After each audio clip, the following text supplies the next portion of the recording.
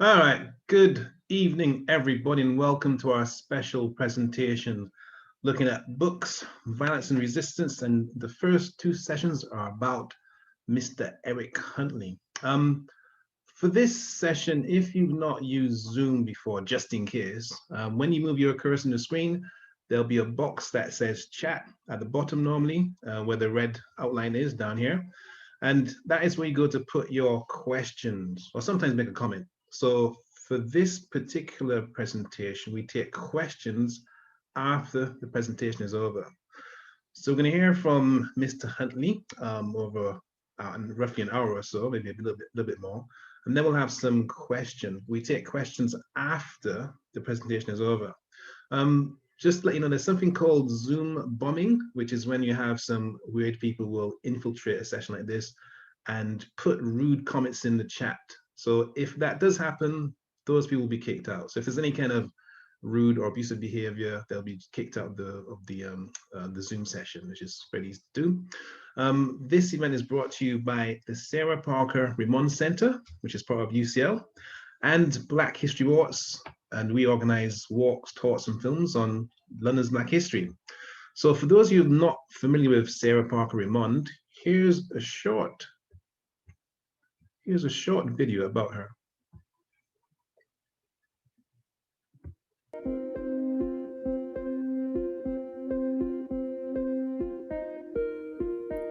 Born in Salem, Massachusetts, a free state, Sarah's family were told they had to segregate. The Remonds believed that they must educate, but the best schools in Salem wouldn't integrate.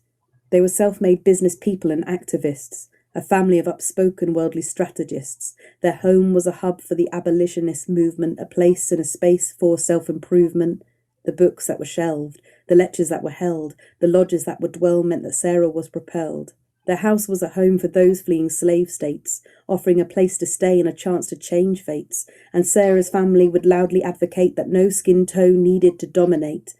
Her parents made sure she understood the laws of liberty, that segregation and slavery could be pushed into history. Though at times black people were outcast, a change would happen if they spoke up and were steadfast. Wade in the water. At sweet 16, Sarah starts to speak up. At abolitionist lectures, audiences were struck by her compelling voice and her grounded words. Her empathy and argument made slavery absurd. 1853, the moment Sarah takes a seat at a theatre she sat, not giving in to defeat. She paid for a ticket, a front row treat. When she was asked to move, she refused to concede. The segregated seats for black people was known as nigger heaven. Sarah, 26, had had enough of this oppression. She took the theatre to court, fought and won. The theatre had to integrate the seats and pay a $500 sum. Wade in the water, children, wade. In 1858, she sails the Atlantic to Liverpool, crossing the slave route her ancestors sailed before. Back in America, white people saw her as something less, but in Britain she was accepted as she confessed. I have been received here as a sister by white women for the first time in my life. I have received a sympathy I was never offered before. For 7 years she told shocking tales to audiences in Britain. From London to Warrington to Glasgow, all would listen. She didn't hold back on details that were gory. She knew it was essential to telling slave stories. Oh, God's gonna trouble the water. Then she came to Manchester, where cotton was king, and Sarah knew she had to really let her speech sing. She kept to the task and she didn't change track, quick to point out the profits being made on slave backs. I ask you, raise the moral public opinion until its voice reaches the American shores. Aid us thus until the shackles of the American slave melt like dew before the morning sun. I ask for special help from the women of England. Women are the worst victims of slave power. I am met on every hand by the cry, cotton, cotton. I cannot stop to speak of cotton while women and men are being brutalized. Audiences were taken in by the talk of racial injustice and slavery. Sarah was praised for her passion and for her bravery.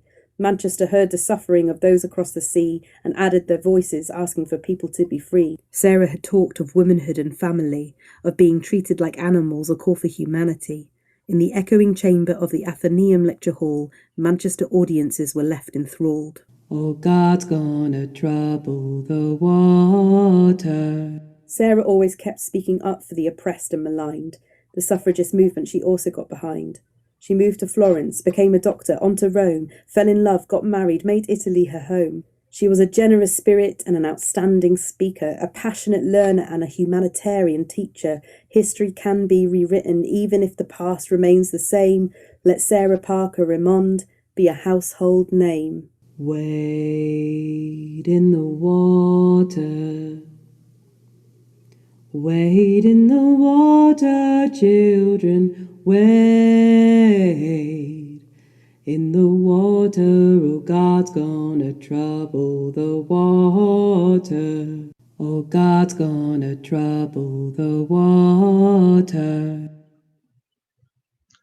All right, so that's a bit about Sarah Parker Remond. She's not quite a household name at the moment, but we hope to change it by the end of the year. So this presentation is brought to you in collaboration with the Sarah Parker Remond Centre. You know who she is, a bit about who she is now.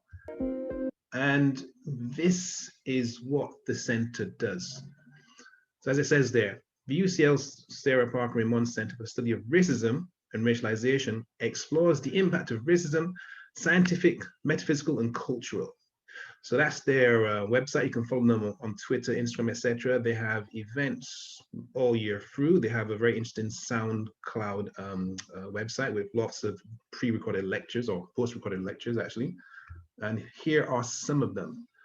So if you're interested in the work of the Sarah Parker Remond Centre at UCL, you can go to their website and listen to, I've got about 50 different audio interviews with a variety of academics and scholars and authors, including the ones you can see here. So you got Les Back, Dennis Bovell, Nicholas de Genova, and probably the most famous one is Linton Kwesi Johnson. So that's part of their resources, and this presentation is brought to you in association with the Sarah Parker Remond Centre, which is headed by Professor Paul Gilroy, who's written a couple of books which you might recognize: The Black Atlantic, a fairly well-known text, and also There Ain't No Black in the Union Jack. And of course, this is very topical at the moment because there was a school called Pimlico Academy, and they protested against some unfair rules in their school. And one of the slogans they used was, "Ain't no black in the Union Jack." Now, I'm not sure if they teach Gilroy in that school. In fact, I'm sure they do, but clearly somebody has been reading his work. So that's an interesting kind of aside. We are from Black History Walks, and what we do is we organize walks, talks, and films on London's Black history each month of the year, going back to 2007. So about 14, 15 years of activism, walks, talks, and films all across London. And we do this sort of thing each month all year long, not just in October. The talk you're going to hear tonight is part of a series. So we do events all the time. They're all online now, obviously. Well, the talks are online now, obviously. But this is part of a 2-part session. The next session in the Eric Huntley story or talk is the 23rd of April. So if you want to come to that, please make sure you book your tickets, because some people didn't get their tickets in time. All these events, well, not all, but some of these events you see here on this page are free. But apart from the Books, Violence and Resistance series, which is 4 episodes long, we also have events on Black British civil rights. There's one coming on the 21st of April with Dr. Rob Waters, looking at Black British civil rights in this country. We also have an event looking at Jim Kelly, a 70s, 80s martial arts superstar, and his influence in the Black Power movement in this country, in particular when it came to martial arts, and how many Black Power groups were involved or had sessions on self-defense, because at that time it was necessary to be able to defend yourselves in the streets. And that violence, of course, affected the bookshops as well. Other than that, we have about 17 different events coming up. So I haven't got time to speak of all of them, but you can see a list of some of them here. And they can range from online talks, online screening sessions.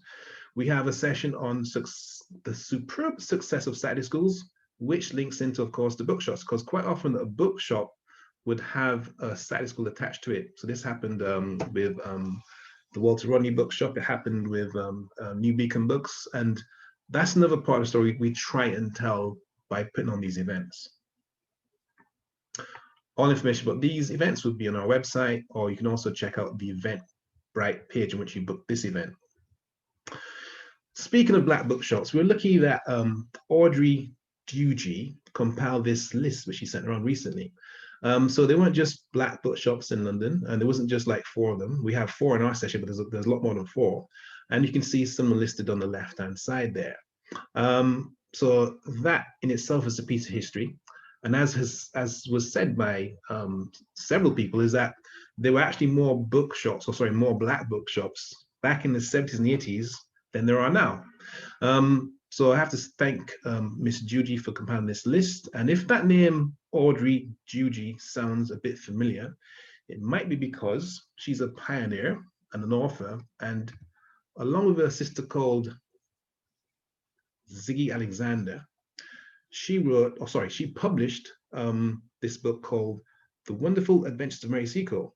And that's what kind of resurrected Mary Seacole's story and legacy, because back in '84, not that many people knew who Mary Seacole was. But thanks to Ziggy Alexander and Audrey Dewji, that book was, put out there, probably sold in these same bookshops you see on the left-hand side. And later on, Patrick Vernon came along and had the 100 Black Britons contest, of which Mary Seacole came top of the list. And now Mary Seacole is actually on the curriculum in schools across the country. But that was not the case in '84. So have to recognize that the stuff we're doing now, we stand on the shoulders of those who have gone before us. So what we're doing now can only have been done because of people like Miss Dewji, like Sean Crichton, like other people we're going to talk about in this series, who have been doing the work for 50 years when I was in short pants. So archives are a part of our story when it comes to telling the history of the African Caribbean people in this nation, this country.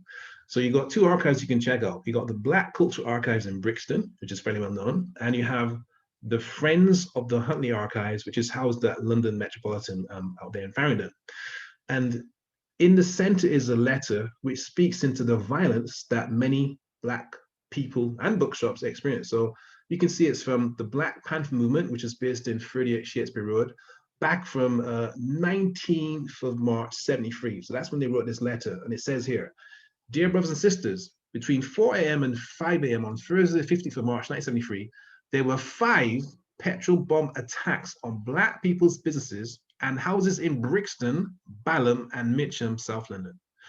Unity Centre at 74 Railton Road was among them and was completely destroyed. The bookshop with its total stock the 2 occupied floors above, with all their contents, and the basement, which was used by our poetry and music group, all went up in flames.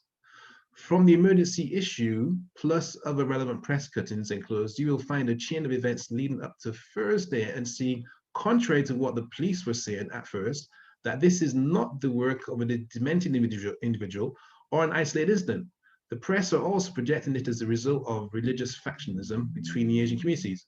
We believe that it is the work of a well-organized group putting in action what their masses in the local councils and government are openly advocating.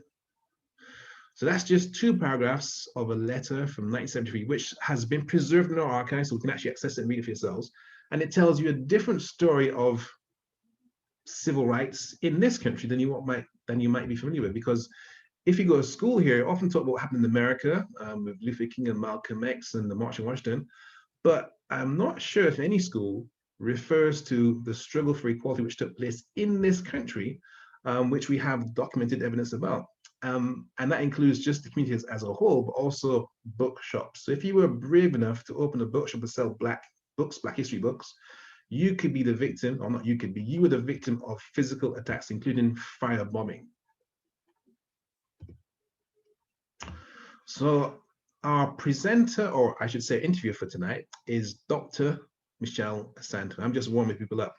So Dr. Michelle Asante has a PhD in literature. She specializes in Guyanese comfort. She is a publisher in her own right, and she's published all the books you see in the top right-hand corner. The most recent book is In Search of Mami Water, which is looking at African spirituality and its representation in the visual medium form. She's course leader on 2 courses, online courses and physical courses, looking at James Baldwin and also looking at Black women resistance leaders from around the African diaspora. And she's our host for tonight. So the next voice you're going to hear is the voice of Dr. Michelle Asante. Good evening. I was muted. How is everybody? Welcome to this event. I'm pleased to be hosting it. I wondered, Tony, whether we're going to be able to see Eric Huntley, Baba. So, because I can't see him, so I don't know. I feel like I can only see myself. All right, we can't see him just now. Let me just check the he says he's here. Guests, and I will sort him out. So just give me 1 second. I found him. Okay. Okay, great. So then that's good. So I'm really looking forward, and I will just actually start. I'll make sure he's in all right, unless he's trying to hide himself as well. You should see his box now. It says his name in it. I can see his box, but hopefully he'll empower his video. And his microphone. And the microphone, so that we can both see and hear him.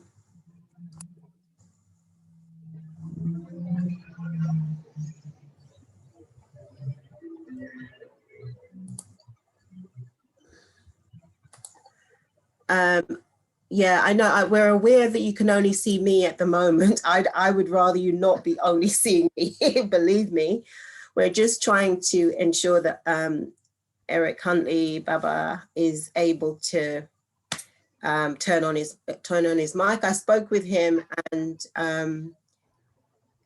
he was getting help from someone. So I'm hoping that they can hear me, even though they haven't empowered their, they haven't taken themselves off mute. If not, I'll have to call again, and just bear with us, please, while I try to do that. Yeah, because it's just like he is 92 and the technology. Hello, Uncle. But we need your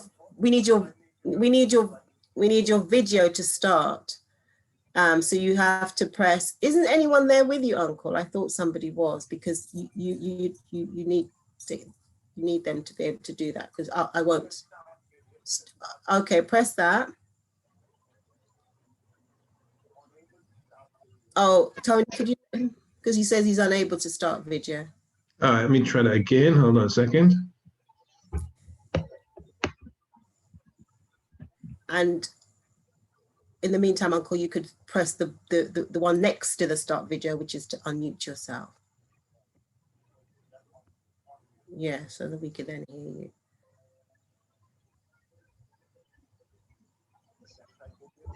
Yeah. Try again now, Michelle. It should be try again now. Yeah, there you go, Uncle. I can see you. Good. All right, then I'll hang up. He's still muted though. He's still muted at the moment. The mute.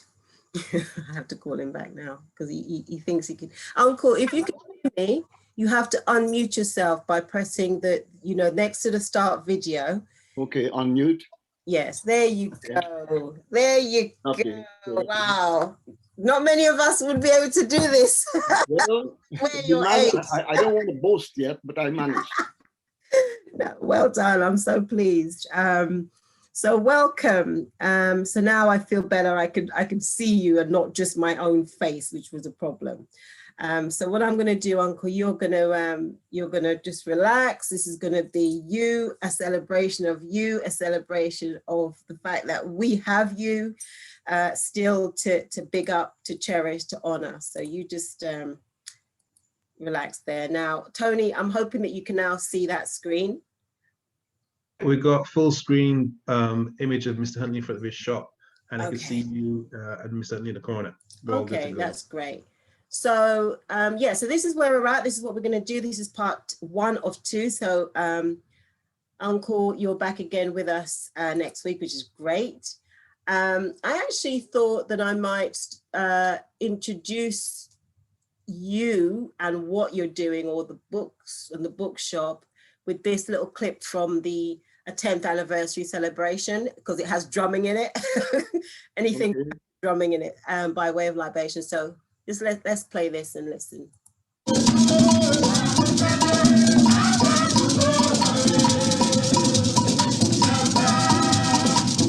On November 1979, Bogle Louverture commemorated their 10 years of existence.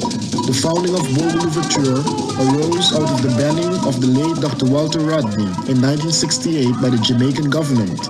He was then lecturer at the University of Jamaica, and outside the lecture halls, shared his knowledge and exchanged ideas with the working people of Kingston and other areas. Thousands of Jamaicans took to the streets in protest of the ban, and in London a group of concerned West Indians got together and decided to challenge this ban by publishing and distributing the speeches and lectures of Walter Rodney. Thus Bogle Louverture Publications was born. The name Bogle Louverture celebrates 2 outstanding liberation fighters, Paul Bogle, born a slave in the 1900s, who led the famous Morant Bay uprising in Jamaica and was among the 436 persons massacred by the colonial Jamaican government. Toussaint Louverture, also a slave, who led the liberation movement in San Domingo, now called Haiti, who fought successfully against the British, Spanish and French, but by a devious plan was tricked aboard a French ship and taken prisoner, where he died in France. It goes on doing that. So yeah, bang. Brilliant. This is actually an hour long, so if anyone wants to check it out on YouTube, they're welcome to do so. So, Mr. Eric Huntley, I just need to give a little bio of you for those who dare to not know who you are. I don't know why that thing is flashing, BBC, but that's where I got it from, just so that people, just in case they don't know where Guyana is, this is just it there. So this is you when you're younger. But now, writer, publisher, community activist, cultural and political archivist, father, grandfather, great-grandfather, I'm not sure whether you are double great yet, brother, uncle, comrade, you're all these experiences. But this evening and here on, I wish to add the title of Baba. This acknowledges your eldership within your family and our community. You have served us well, Baba Eric. I have sat and will continue to sit at your feet metaphorically, as the last time I said that you took issue with it, for as long as we both shall live. I don't know if you can recall the first time that we met, but when I think about it, it seems to me that we met sometime between October 1969 the time of my birth, and 2012, about a year before the passing of your beloved auntie, or my auntie Jessica. In other words, it feels often when I speak with you that I've known you all my life. As always, it is my honor and pleasure to hear about your journey, your radicalism, revolutionary impulses, and resistance to all forms of expression, especially when directed towards African people. As a writer, publisher, and community activist myself, I give thanks every day to have you as an inspiration. All those who are listening, I give you Baba Eric Huntley. So this is you here when you were a young man in Guyana. I wanted to know if you could tell us a little bit, a brief about your past, because we tend to not realize how much of our past, our young self, have influenced where we're at now. And this is an expanse. So the image on the right, that's you in Caldershire, where you still live now. And how many years apart are these two images? 60, 70? I most probably might have been, maybe, I look very much like, what, 20, 21, 22? Yeah. I look very respectable in a tie and a shirt and a tie.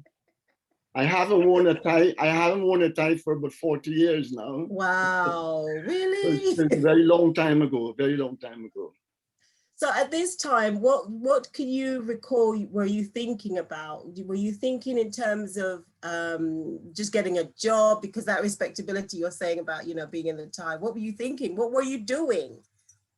Well, actually, my attire and my life changed somewhat when I joined the American Life Insurance Company as an underwriter to sell insurance policies. And I had to be the public expected a very respectable image of an underwriter. And this is the kind of image I portrayed, which is quite different from a political and cultural activist. Yeah, so there were two different lifestyles. As a matter of fact, and it didn't coordinate very well with my publishing of that which my wife was involved in. So I was like a double kind of character here. In the day, I'm an underwriter, and in the evening, I had to be helping at the bookshop, helping with the publishing. All right. So this image, but this is in Guyana. So when you came, you were still doing. You were doing. I was a postman. I worked as a postman in Guyana. Right. And I was also a founder member of the People's Progressive Party. Okay. And we both attended the inaugural meeting of the party in 1951. Mm-hmm. Okay. So you came here in the late 19. Let's go back. So late 1950s. Late 1950s. So what's going on in this image? This image is. That's in the. In 1953. We campaigned. I was part of the campaign to get people to vote for the People's Progressive Party, which won 18 of the 24 seats. But about 3 months after we won the victory, the British government dismissed the party from office and sent troops down. We were governed by martial law. And these are some of the people who were, I am on the right here, and the other two comrades, we were both restricted to particular parts of the country. We couldn't travel. We couldn't move from the area we were living in. And part of this story is that the police raided our houses several times and seized all the literature, seized my duplicating machine. And we were harassed every day and during the night, early in the morning. Eventually, I broke the regulations which restricted me, because I could not be restricted in the village. I could not hold meetings. And I was arrested by the police and served 6 months in jail consecutively. Okay, let me just back up a minute so that people who aren't quite aware. At this point, the British are, you know, they're colonizers and they're running Guyana. Yes. And there was a push for independence. There was freedom from the British. The main party at the time was the People's Progressive Party, which you and Auntie Jessica were founding members of. Mm-hmm. Right? And so your push was for the British basically to be out. So it was quite an intense period of political activism, which was the case anyway, because you're born in the 20s, Uncle. Yeah. Now you're in the 20s. Here it's like the 40s, 50s. You know, there's a lot of movement that's taking place. It's quite a big world picture that is impacting Guyana, the Caribbean, Africa, and so on. At this stage, what was happening to, because you were also part of the Garvey movement and stuff like that. So where is this? Because this all happened before you came here, and it's important to give us a context of. We're talking here of the 1950s. Okay, good. The Second World War ended in 1945. Mm-hmm. And there was a grace period among the great powers that they collaborated to win a victory against Nazi Germany. But that collaboration did not last long. And what's known as the Cold War. And anybody who had any progressive views, we were very sympathetic. The socialist Soviet Union, China, the revolution had occurred in 1950. So there was a lot of hope for a new society after the Second World War. But America, Britain, and the West did not want this. And anybody who sympathized with what is taking place in let us say China, in the Soviet Union, and in India, and Ghana became independent. Anybody who sympathized with that kind of movement were turned communists. And so we were turned the communists, and when we formed the government in 1953, the British government, we were in power for 133 days, and they sent troops down with the accusation that we wanted to set up a communist dictatorship. And so many people were detained, they were imprisoned, and the whole country was under martial law for several years. So this is the change which took place from collaboration worldwide to a very restricted anti-communist period that we faced. Mm-hmm. Yeah, I mean, thank you for that, Baba. It's important to give people a sense of you're coming from, because the theme is about violence as well. So you're coming from a oppressive state, and then you will eventually obviously come to the UK and carry on seemingly some of these,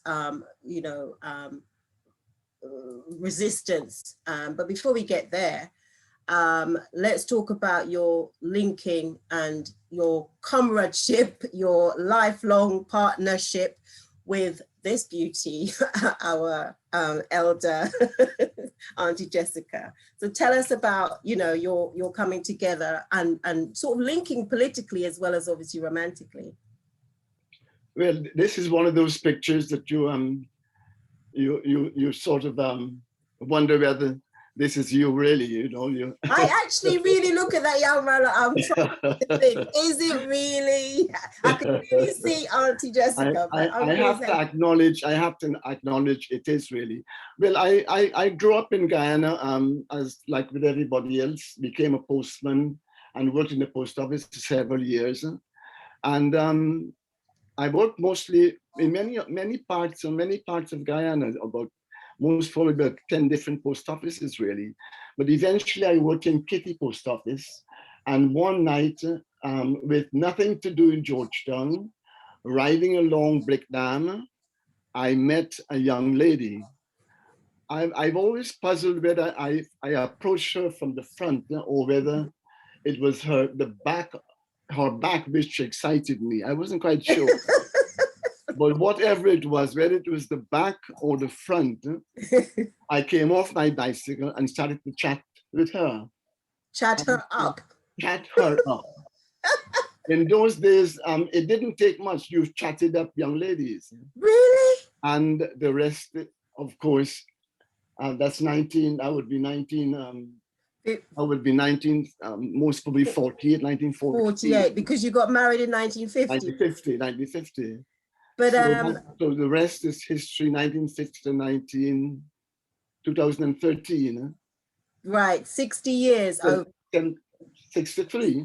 60, okay, excuse me. 63. Years. I'm sorry. That is phenomenal, Uncle, for so many reasons. But what I also wanted to acknowledge was that Auntie Jessica, you two are coming from different perspectives, or your political, how did your political position, ideology meet? How did they marry? Because you were marrying romantically, but of course you were marrying politically as well. How did that come to be? Did one influence the other? We both,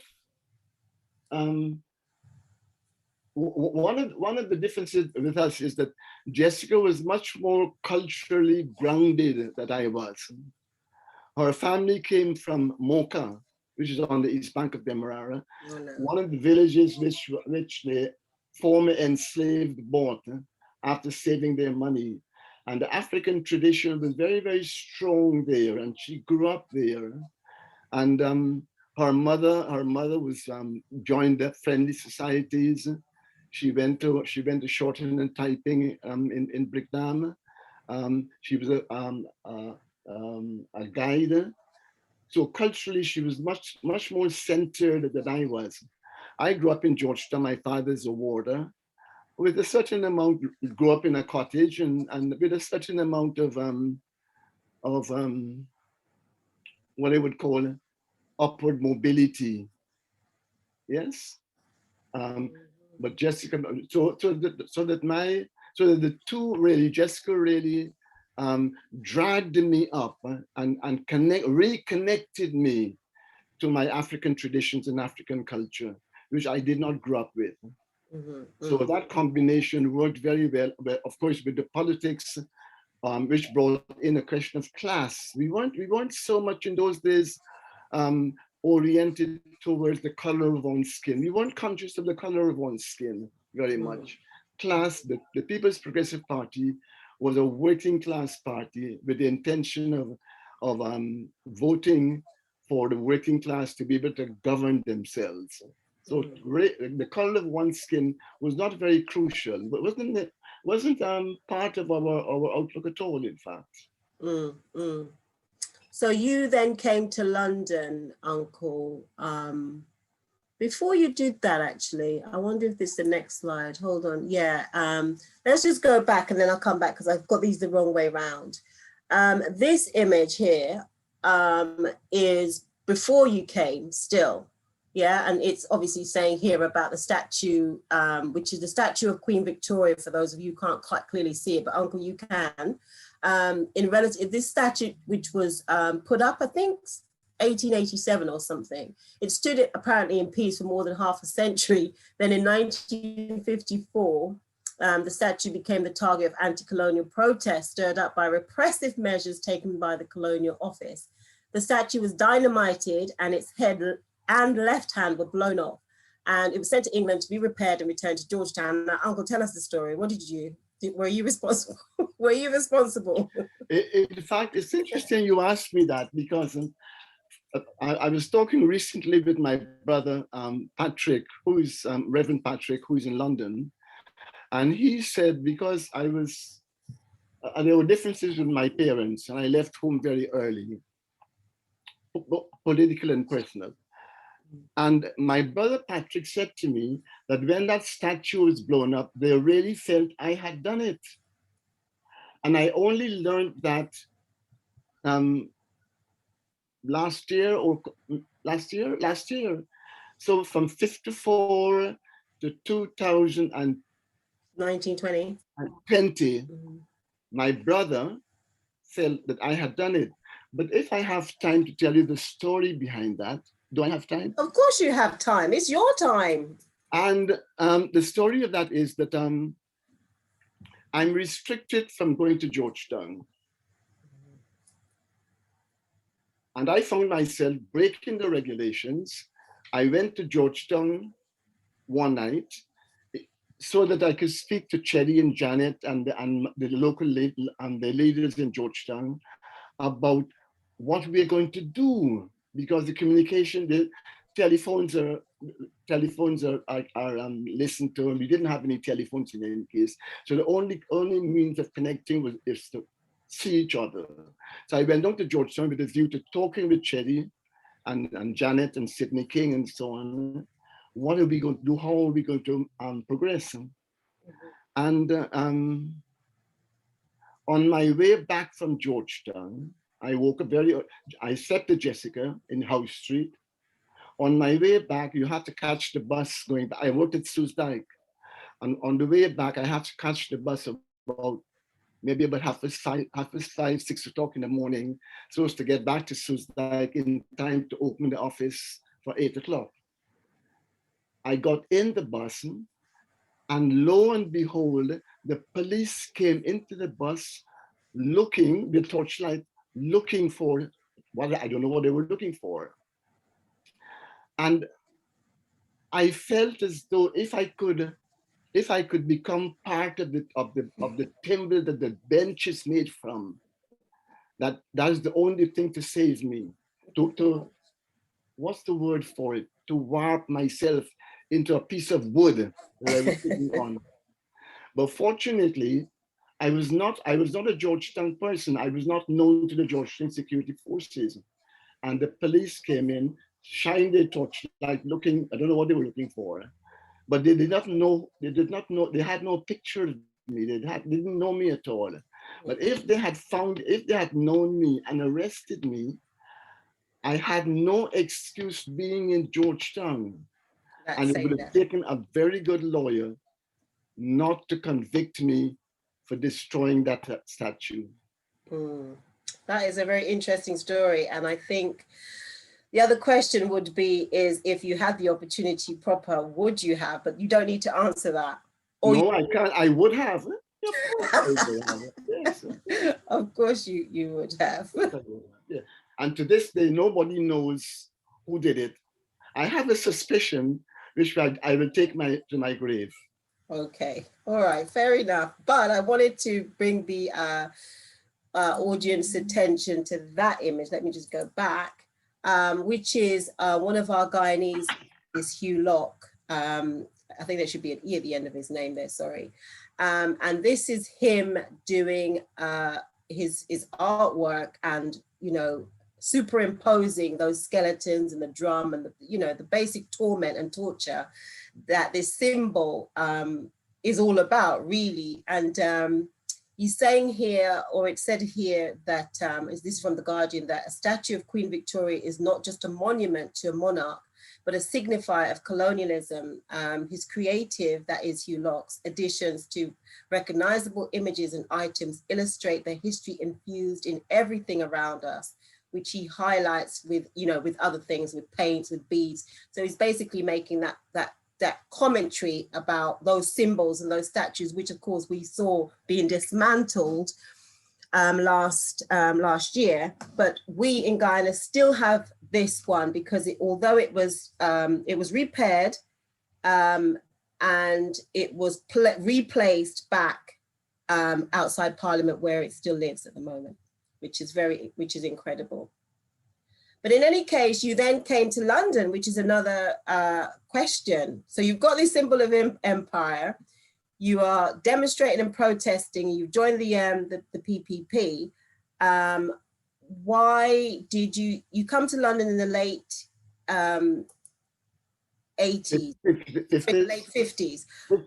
What brought you here, Uncle? What brought you here?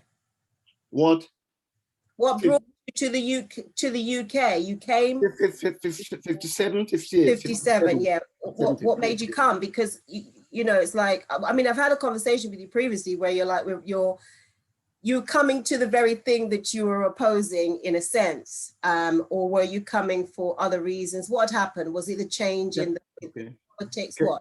Can I go back a bit about what the comment you made about Queen Victoria? Okay, go on. One of the interesting things that occurred to me is that throughout the West Indies, there's been no national awareness of the need to change the places with European names, with the names of the imperialists. The statues in the Caribbean are still there. And when you look at our attitude here towards statue is just different altogether. And it's an interesting reality to really investigate how come that we who are living with the Elizabethan Street, Waterloo Street, Charles Street, Regent Street, and throughout the Caribbean. But what appears to me is that we are the majority of the population. We are strong in our grounding. We are Jamaicans, we are Trinidadians, we are Guyanese, we are Trinidadians, we are whatever. And therefore, we don't bother. It doesn't bother us to live in House Street or to live in Charlestown or to live in Georgetown, Kingston, Georgetown, and all the names, Kingston, Port of Spain. It doesn't bother us. But Uncle, is that not interrupting you? Sorry to do that. Would that not be partially because, I mean, I was having a conversation with Sister Jackie earlier to do with, you know, what is somebody that's Jamaican when their Jamaicanness was founded on enslavement? So there were these people that were taken to these places, just like obviously with Guyana. We are the product of imperialism, and so and nothing has really changed, because every time there's been attempts to change, as is the case with the 1953 suspension of Guyanese constitution, it reverts to the status quo ultimately of you know, our systems and our institutions still being governed by Britain, and then the US certainly now. So there's been, you know, like I said, the statue was replaced. That didn't come from, who replaced the statue? Who replaced it? Is it because we feel British? In a sense, perhaps one can pose the question, what's in a name? Okay, let's talk about your name, Eric Lind. Because I have not changed my name, and I have no desire to change my name. No. And I hope that having, as a matter of fact, my name has Lindbergh in it. Yes. Which is Norwegian, Scottish, and all sorts of backgrounds. But I hope that in my general orientation and the actions that I've that my activities over the past 90 years has little or no relationship with the cultural connection with my name. So perhaps one can ask oneself, what's in a name? But that's we can indeed ask what's in a name as well as what's in action. You know, and your action certainly. Now here we obviously move to family, but in the next generation we have your daughter, who was born in the UK. She's called Aqaba. So obviously this has gone in the direction. Yes, exactly. Yes. Anticipated. Yeah. But we have the name Aqaba, and we have the name Carl, which is the son that we're seeing in this. Spelled with a C, Carl. Oh, spelled with a C. Karl Marx. Right. Okay. Karl Marx, yes. So let's just stick with that a minute since we're here. Aqaba, why did you name your daughter Aqaba? Well, again, when Aqaba got married, we had a kwekwe, which is the old African custom of celebrating the marriage of a couple. So the name, what the name Aqaba? We were reclaiming our African past. As I said to you, Jessica's background from Mocha to Charlestown was much more culturally oriented towards African ancestors than I was, and so that was part of that link that we had. Okay. All right, so I kind of had, this is now you here in the UK, I believe. So this picture here is the UK? This is in Windermere Road where we lived in Ealing. Right, okay. And so here it was, you said you moved around quite a bit initially. But I was also interested in knowing when you arrived in the UK, which you came, was it a year before Auntie Jessica and the two children, or was it just months before? No, a year. I came 57, 7, 58, and she came 58. 58. Yes, I think, What was it like for you when you came here? What were you doing? Were there any obstacles? Did you roll in and rock into jobs, things like that? You know, ease. Well, I was very fortunate in that before I left Guyana, and there were friends who were part of the PPP, Lionel Jeffrey, Rory Westmas, who had lived in England and came back to London, came back to Guyana, and they were able to give me they were in the army, and they gave me the jackets which they wore in the army. So I came here fairly well clad to withstand the winter when I came. I didn't have a lot of money, and when I came here, I stayed with Lionel Jeffrey in Kilburn, and he met me at the Waterloo station. And so that I was really very lucky to arrive safely, had somewhere to live, and he guided me through the ropes of how to manage on the London Underground, how to look for a job and that kind of thing. And I was able to get it. In those days, jobs were available, and I was able to get a job at British Rail as a shunter in Stonebridge Park. And then I joined the post office. And I worked at Mount Pleasant for a number of years. And I did a number of other building industry. I worked in a number of factory jobs. Is that at the beginning, Uncle? How many, is that what, so, Well, sorry, I'm trying to work out how many jobs you were doing before. Before Auntie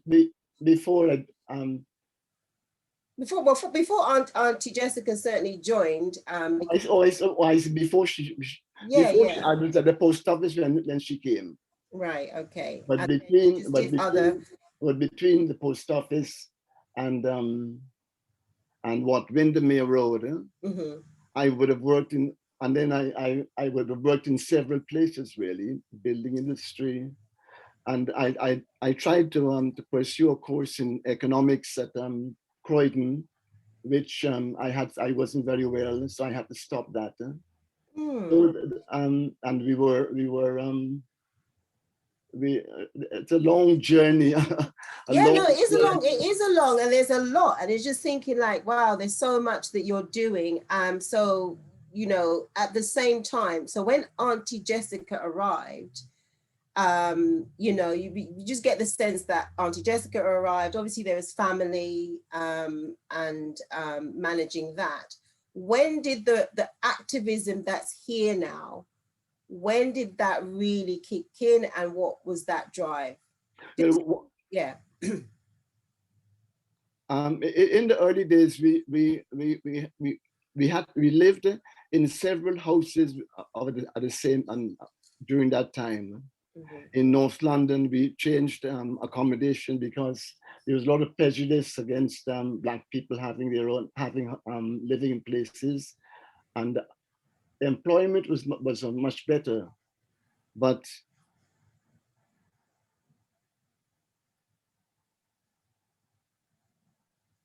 one of the first organizations we joined was the Guyana Freedom Movement, which was led by Johnny James, fighting for. So when we came over, we really continued the struggle for Guyana's independence by joining the Guyana Workers and the Guyana Freedom Association, run by Johnny James.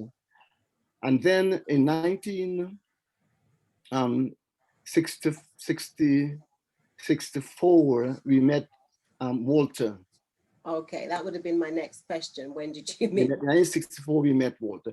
But in the meanwhile, we were part of the White Left movement, Ban the Bomb, the anti-apartheid movement we were part of, the Cuban Missile Crisis, the Vietnam War we demonstrated against. So we were active within the general population, not only to do about our own community. We were part of the The worldwide wider movement. worldwide the wider movement. movement. Yes. But then what changed was when we met Walter. When we met Walter in I met Walter in 1964. Okay, so this book, I was just trying to show the listeners, details your, just in case they want to get it, details your biography, and it's by Dr. Margaret Andrews. So this is what it's, just to give you that brief, and just so that they can get that more rounded glimpse of what you were involved in and some of the things that we're going to be really talking about over the next couple of sessions, which is, so I don't know too much about the Caribbean Education Community Workers Association, but obviously it's there. I know a bit more about the Black Parents movement that you were a part of. All of this would come later on, of course. And then your involvement with the Black People's Day of Action and the founding of the Bogle Overture, the publishing of the books, Groundings with My Brothers and How Europe Underdeveloped Africa, which, is what would have started the publishing, and then later, of course, the bookshop. We'll get to later on about the International Book Fair for Radical Black and Third World Books, the archives, and so on. So these are some of the things we hope to cover. But for those listening, I'm just pointing to them to get to this publication, as well as the London Metropolitan Archives, which has your archives, and we'll come to that probably in the next session more fully. But some of the images certainly that we use are from the archives as well as elsewhere. I wanted to put this in just to bring in this whole, because I don't know what year this was, and this would have been obviously some of your early experience. You're writing this in a little publication that you did called From and To. It's basically, it's I don't think they can see it. It's an unfinished journey. It's that little publication that you did. But that's not where this picture's from. But I was intrigued by this picture. It's because it says here that it's a bomb, a kind of racist attack on this Khan. Was this house, is the Khan house. It's in your borough. Can you see it? Yes. Do you remember this incident?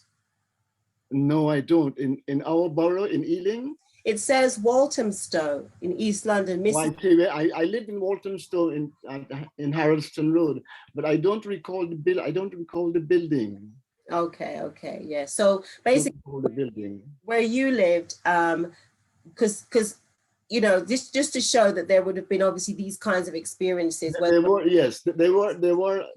racist attacks in Walthamstow, in Greenwich and Lewisham, and of course the Unity Bookshop, which was mentioned earlier. There were attacks. Yes, all of those were taking place. Those were particularly in the run up to the 1979 elections in the Thatcher's government. And yes. Okay, so let's go. So now we get to you meet Walter Rodney in 1964. 64. Now, 4 years later, so he's in London. He's doing his studies, and then this is. Tell us about this image and the on the right. What's going on the left and the right? Before this, we met Walter in 1964. And in 1965, we organized a symposium on Guyana at the Student Center in Earls Court. And Walter spoke at that meeting. Abrams spoke, and a couple of other persons. So Walter was part of our group before he went to Jamaica in 1968. Of course, in 1968, when he was banned from returning, he went to Canada for a meeting of Black writers in Toronto. And when he attempted to return to Jamaica, where he was working, he was lecturing in Jamaica, and his wife and Shaka was there, his son. And when he attempted to re-enter Jamaica to continue his living, he was banned from re-entering. And of course, this news became worldwide. And we organized protests at the Jamaican, there wasn't a high commissioner in those days, there was a tourist board. We organized protests at the tourist board against the ban, and people were arrested, they were fined. Andrew Salty and a number of other people were arrested. And so this is the demonstration that this took place in Jamaica. Mm-hmm. There were riots, of course, and 5 persons were killed in Jamaica. So that was a big watershed throughout the world, really. I find that interesting because when we're talking about, again, it goes back to this thread of violence, you know, this thread of acts of violence, wherever Africans are, you know, trying to mobilize, trying to, you know, seek freedom. At this point, really, why was Walter, what people might be asking, why was Walter banned from re-entering Jamaica? At that time, he was lecturing at the University of the West Indies, right? Having completed his studies here. This is why we decided to publish Groundings with My Brothers, because people wanted to know, why is it that why was he banned? And one of the violence, if you prevent a person from earning a living, that's an act of violence. So violence does not only mean people being shot or people being physically injured. There's a lot of violence taking place against working people, you know, all over the world. But Walter went to Jamaica, and he was one of those scholars. Most scholars were quite content to remain as lecturers. They will work and they will lecture to the students. They'll go home, have a nice garden, have a nice car, have a nice family, and so on. And then they go back to work the next day. I'm not deriding them, but I'm saying that Walter was quite different. Walter was concerned that whatever he had learned about Africa and about history, he wanted to share it with the people. And in those days, the Rastafarians were the most revolutionary and most aware people in the country, the poorest and the most aware. And Walter was not satisfied only to lecture with the academics and the students at Cave Hill, not Cave Hill, Mona. He wanted to share his knowledge with the oppressed and the downpressed in Jamaica. And so he went to the gullies, he went to Maypen and other places, and he shared his knowledge freely and openly. And it is for that reason the government declared Walter a most dangerous person. That is the expression they used. So they started to make a note of everything he said, who he mixed with, once he was there. And so when he attempted to, and what Walter replied was, that to be black in danger, and was to be black in Jamaica was a dangerous thing. To be black. These are days these are days which were not very, they still are not, but they were very terrible days. Because they were also mirroring what was going on. I mean, you have in Groundings, he speaks about that, you know, it wasn't just him that was banned. You had, Kwame Ture, who was formerly Stokely Carmichael, you know, it was that period when, you know, we had the Black Power initiatives and that drive and that movement, and then the pushback coming, not just, it might seem like they're isolated moments. So you've got the American experience, but you have it going on throughout the Black world, if you like, you know, that there are repressive actions by these states to not what they call create a Black Messiah, create somebody, you know, to label someone who is advocating for the freedom of Black people as, you know, persons non grata, persons that are dangerous, you know, and so on. So this Walter Rodney was kind of in that moment, and who was the Prime Minister of Jamaica at the time? Was it? It's not Siaga, not Siaga. Shearer. Okay, yeah, I think it was, yeah, because I was with Queen Nzinga last week, and I think we were talking about the fact that yeah, I think it was, because we were talking about the fact that Prime Minister Shearer, they have a big note of him, a big 5,000 Jamaica dollar note, and they have got a little tiny or a smaller denomination for Marcus Garvey and, you know, others who have done things that are a bit more pro-African. But anyway, so yeah, so there was this ban, and you organized for basically, this is just going back from your original publication, which we're talking about now. Rodney is now, what happened? How did you then come to publish? Well, Walter, on his way, so after leaving Jamaica, he came to London with his family, and they stayed at us in Windermere Road. We were friends. That's one thing too, but that one needs to be said, is that one becomes not only a publisher, but you become a friend and a comrade and an activist on the future of your author. So when Walter is banned, on his way to Tanzania, he got a job incidentally, when he applied to Ghana for a lectureship, Burnham refused him in 1968, very early. And it was Tanzania, where he worked for a short period, that gave him a job.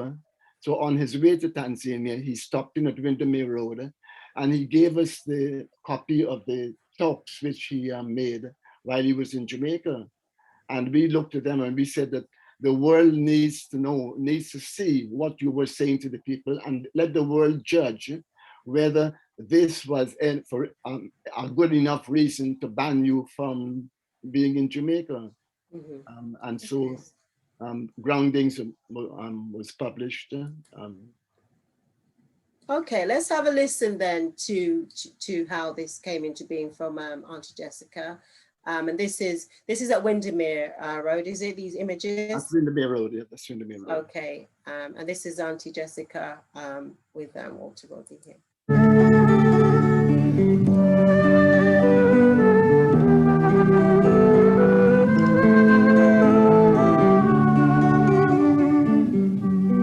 Take this opportunity on behalf of Friends of Global Literature to welcome you here to this evening of our 10th anniversary.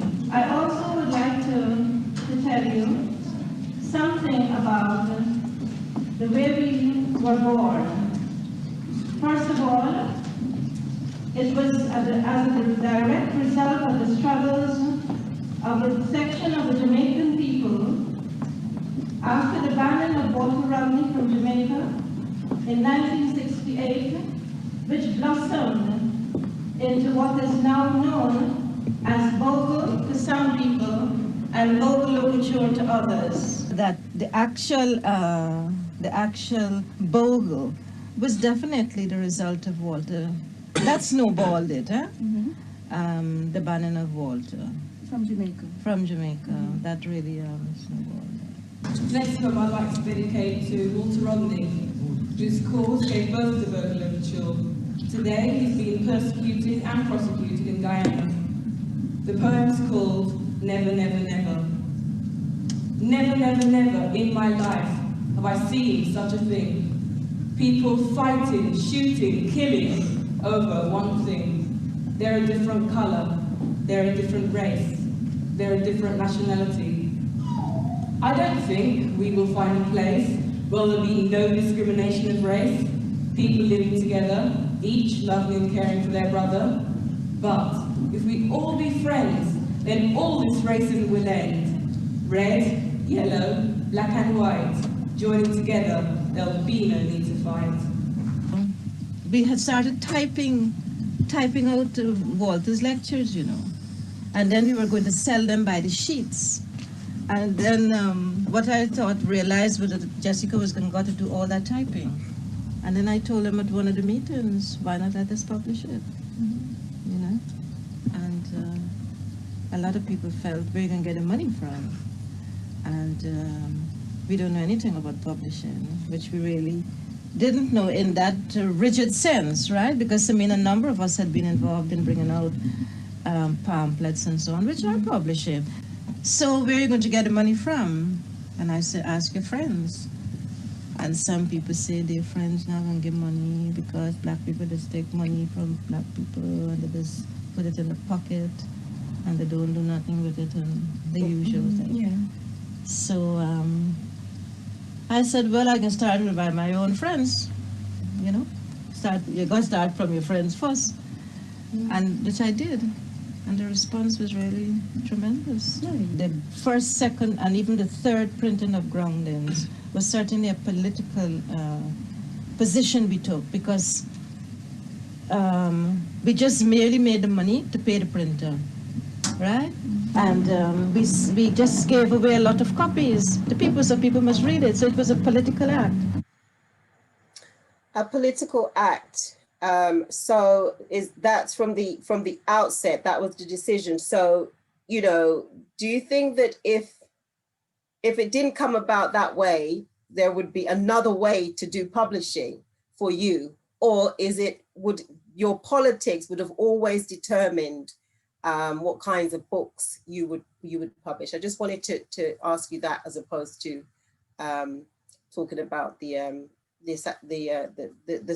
founding of it. I'm just the idea of you know, because publishing is a business, right? Ultimately, it's a business, but here we have it starting as a political act, right? So if you could make a decision before, would you have gone into it as a political act, or would you have done the business of it? I think as I've got older, I sort of looked on some of the incidents as mysteries of life. They may not be mysteries, but I don't know. But one of the reasons I look at it that way is that we didn't grow up with books. Neither Jessica nor myself grew up with books. Yeah. But nonetheless, the PPP brought down books in the 1950s, and we were able to, they were from the Soviet Union, from Eastern Europe.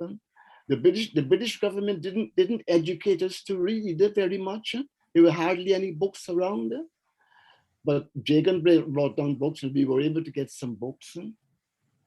And then I was working at Books and Post Office, and I used my monthly salary to buy a Gestetner machine to print a magazine for Post Office Workers Union. I must have been crazy. And then with the People's Progressive Party Publishing Fund, I was able to be around when the paper was being published, to write articles for the paper, to work at weekends to get the paper out. I actually wanted to buy a printing press. Somebody was selling it for $1,000. I had no way to earn the money. And then coming to London, I bought a press. Fleet Street was changing. I was working at Mount Pleasant, and I bought a press for £25, a whole press, but I had nowhere to store it. I mention all of this so that when Walter is banned, and then we commenced, so that we were somehow, even though we did not grow up with books and know anything about printing, we gravitated towards the printed world. How it happened and why it happened, I don't know. So that coming to London now, Walter Rodney's band, we wanted to get the book out for some kind of source where people can see the reason why he was being banned. Publishing groundings emerged as the way out, and it's very difficult to say that, as Jessica mentioned, we didn't have no money around because most of the persons who we associated with were students, and there was no money around. And Jessica picked up the phone and she rang Robert Hart, which was a Guyanese schoolmaster who we knew. Robert or Rich? Is it Richard or Robert? Robert Hart. He ran Enterprise High School in Guyana, and he asked her how much she wanted. Can you imagine somebody asking you in 1968 how much you want from me? And she told him he sent £100. And most of the money we raised, because that's another thing too, is that the decision of the committee in those days, we couldn't see, well, many of us couldn't see a way forward unless we went and with our cap in hand and asked white people for help. And you were against that, you and Jessica in particularly was against it. And so members of the committee who were in favor of that gradually moved away. And in any case, many of them were students and they went back home. Once they were qualified, they went back home. But Jessica was very insistent on asking people who are friends to raise money. And of course, we raised money. Morris Bishop raised money for us in Earl's Court. And other persons raised money for us, but mostly by donations. And of course, we were the first to print greeting cards and the posters. The first money raising activity is that Errol Lloyd saw a poster of a Rastafarian self-portrait in the Rastafarian Guardian, and we rang the Guardian and found out that it was owned, the poster was owned by a white woman, and we got in touch with her, and she sent us a copy of that poster, and we reprinted the poster, and that was one of the first means of earning, of raising funds, that poster. To help to publish the book. To publish the book, yes. And then the book was published. Now, so did you recoup any of that at all? Did you recoup it? You're using a word which didn't enter our vocabulary, recoup.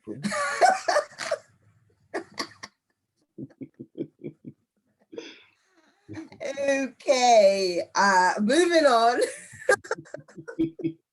So this one could have hardly lived. Anyway, yeah. Okay. No, go on, Uncle. No, it's important because I mean, obviously, I'm on your shoulders, you know.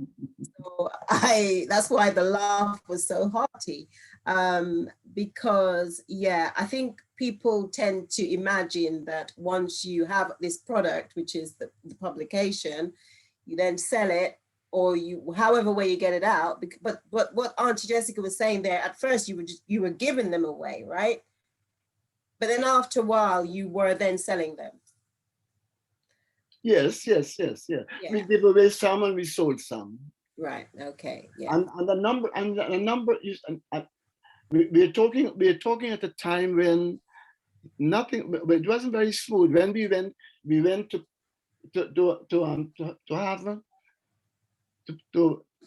dress in African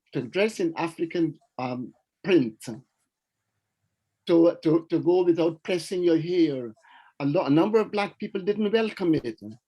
And when we went to parties, when Jessica went to parties and she tried to sell the cards and to try and sell the poster, Black people didn't welcome to see their images.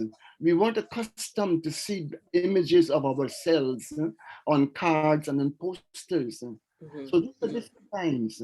Different times, our way of seeing ourselves and how we regarded ourselves was not what it has become with Black power and Black consciousness of the latter years. And also the fact of perhaps some of us taking it for granted that, you know, people had to actually campaign or had to make conscious decisions, you know, sacrifices to get us to where we are, where we can walk into, you know, relatively, well, it still has to be the niche bookshops, but now with the whole online explosion, we can find Black greeting cards and so on. But it took time. It wasn't always like that. I think it's really important that you mentioned that. This book here by Andrew Salkey, who would become one of your, you know, who's been with you from throughout, Andrew Salkey. But this book here, tell us a bit about that, because this is off the back of Walter's Banning, Dr. Walter's Banning. And Andrew's a stalwart. There's nobody like him. Very solid, very solid. We demonstrated together on the Cuban Missile Crisis. We demonstrated when Walter was banned, and we socialized. We socialized at his place in off-base water. There's a long story with Andrew and ourselves. We published over 6 books, and they were all donations to Bogle Overture. No royalties were asked, no royalties were expected. And this is at the time when he was a journalist at the BBC, and there wasn't much money around anybody. But during his lifetime, we published about 6 titles of his book without any, and plus other support. He was very sorry when he had to leave. One of the reasons why he had to leave London was that he couldn't earn a decent living in London.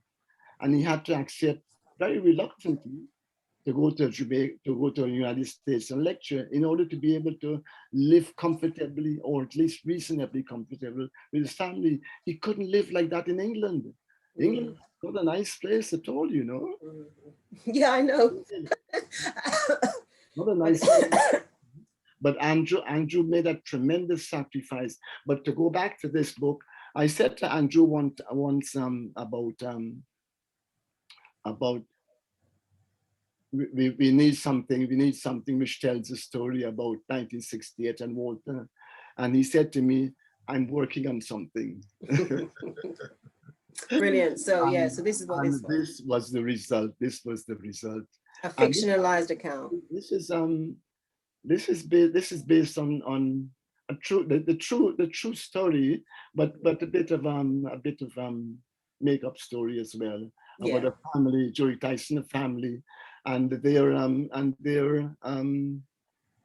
were part of the struggle in Jamaica in 1968 as a family. He tells a story about the interconnections between the police and the riots and the family and so on.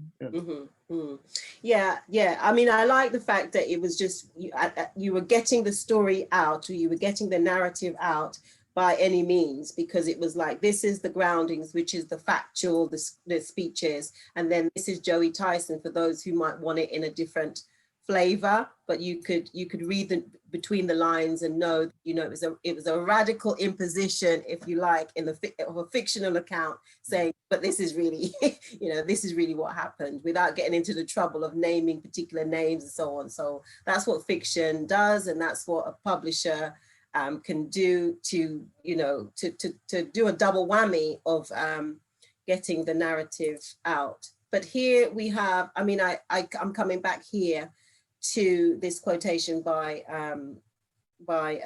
Dr. Rodney about culture, and some of what you were just saying. Culture is not a dead thing, nor does it always remain the same. It belongs to living people and is therefore always developing. Do you know, were these some of the kinds of things that you were also talking with Rodney about? You know, how important was it for you to ensure that the publishing output would be about culture? We were much more. We didn't come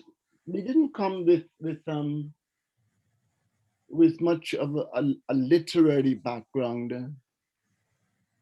Yes, we both left school at school leaving age, I was able to get a couple of GCs or whatever it was to do a university course. Jessica was a hands-on person, just doing things. Doing nothing was not an option. Mhm. So we didn't come from a very much intellectual. As a matter of fact, we paid the price for it, because here we are, not very academically trained or inclined, and mixing with intellectuals. The work we did culturally and politically, and that's another story. but we didn't. We did things. For example, the celebration in 1969, celebrating 10 years of Bogle, we brought together in 1969 to do that kind of thing. Was I wish if one can paint a picture for the younger generation to understand and to appreciate the things we accept today did not exist in 1969. Obviously, 69, 79, it would have been. And for Jessica to be able to bring together artists, both who were known and unknown, Jimmy James, who appeared at the Commonwealth Institute, to bring them together, and we had book exhibitions there. How much did they pay to I don't know, might have been £1 or something like that. To do that in 1969 was unheard of. So to the things we did without intellectually analyzing and parsing, but as I said to you, we paid the price for it, but never mind. Doing nothing. Okay. This was the other book of Europe Underdeveloped Africa. Say that again? Does that make sense? Yes, absolutely. Because what you're saying is how are you coming from your background, able to move within a kind of a circle of academics, intellectuals, writers, artists, bring them together. But these were mostly activists, so you're probably uniting on the political activism side, because they weren't just intellectuals, and they weren't just intellectuals for intellectual's sake. Some of them, many of them were activists, and so and they would gravitate to people who are doing things which we call they're ordinary people who do these extraordinary things, which I believe that really reflects the work that you and Auntie were doing. Of course, this is later on now. This is before, first of all, it was the Bogle Overture bookshop, and then it would later become the Walter Rodney bookshop. So I want to kind of fast forward before we finish this section to at least show some of the other publications that or just a kind of an overview of the publications that you did. I don't know which date order any of them come in, other than obviously How Europe Underdeveloped Africa, which was published in 1974. And this is just to show that there were different iterations or different editions, different covers that you would have had for them. And I believe, was Ground is published, translated, or was that How Europe Underdeveloped? How Europe is translated, How Europe. Oh. Okay, so Groundings, to your knowledge, it has not been translated. I don't think so, no. I don't think so, no. That's interesting. That's really interesting. I suppose because this one then became the one. That one became the premier. Yeah. Okay, and then these other books. These are still in stock rather than print, right? The other books that are here. The other books, yeah, most of them are.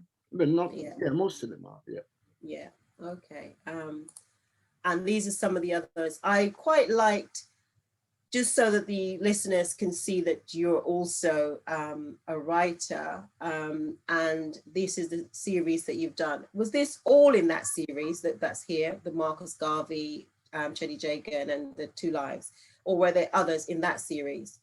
There's another one. I might not have it here, but there's another one, isn't there? I think there's another one, isn't there? I can't remember now. Okay, there's so many, right? But what I like is that you obviously still, you're still publishing, you're still, you know, at pushing on the 93-year-old. You're still writing and still publishing. It's important for people to realize that as well. So much could be said about that. So I'm just quickly moving on to the fact, of course, that it wasn't just a bookshop, right?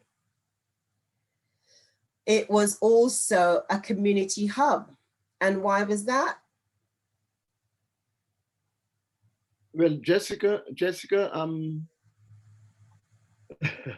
in addition to publishing, she also did lots of other things. She organized a karate club for young people run locally. She took young people for the supplementary school at the student center in Earl's Court. She organized book launches, and in those days, in the 1960s and 70s, there were hardly any publishers that launched the books. So Jessica opened up the bookshop, not only to sell books, but to bring in the schools and community groups, and invited authors to come and speak. And these were the days when we founded the bookshop, our community, very many people did not know what a publisher did. We realized that there were books, and they had never met an author. The average person had never met an author. And if you asked a person, very many of them came into the bookshop and they had a look around and they expected to hear the printing machine. They confused printing with publishing, and they expected to hear the printing machines roaring. So that we brought about a kind of revelation to people. They came in and they met authors. They read the books. They can get it signed. They can talk with authors. The steel pan, the schools came in. We had school pan sessions. Authors reading to the publishers. Linton came. People from Africa, people from the West Indies, people from America came and related to the consumers, to people who were reading their books. And this is a good shot we launched. Yeah, this is one of the photographs. And so when Walter Rodney was murdered, we thought one of the things we ought to do to keep his memory alive is to change the bookshop name from Bogle Overture Bookshop to Walter Rodney Bookshop. This is just to show that, as well as obviously you were doing that, just to remind everyone that it wasn't only work. It wasn't right. Only, we partied, and can you recognize who's in this? I mean, obviously we can recognize Auntie. Yes. Yeah. Jessica, but when I looked at it, I thought I could recognize. This looks like Janice of New Beacon Books. Right? Which one? This one here with the yellow shirt. Oh, Janet. Okay, yeah, she might be. It looks to me like Janice, and I don't know whether at the back there is Sarah White. I don't know. That's what I want to. I can't. No. From New Beacon Books, but basically, yes, you're active, but also you were partying when you can, and this was another event that was organized. This must have been the Commonwealth Institute. Huh? Yeah. Yes. As well. But we then, and this is just again to show more of the activities that were taking place at the bookshop. And of course, something about the bookshop too. One of the persons we had at the bookshop was Louise Bennett.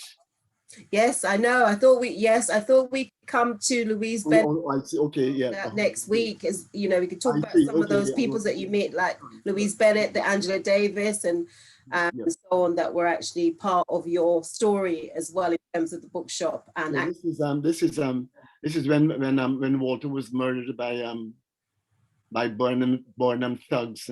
Yes. Yes. We organized protests outside the High Commission in Bayswater.